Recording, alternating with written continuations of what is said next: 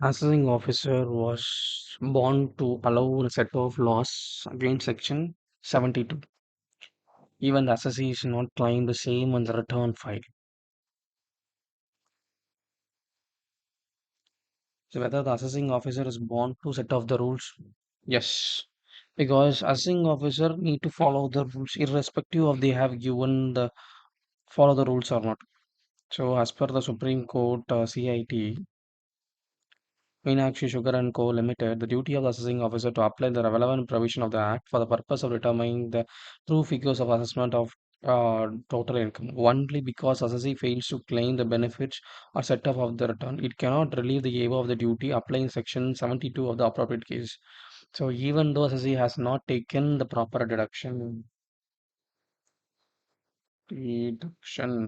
assessing officer should, while the director create the proper deduction and allow all the allowable expenses and then compute the taxable income and then compute the tax return.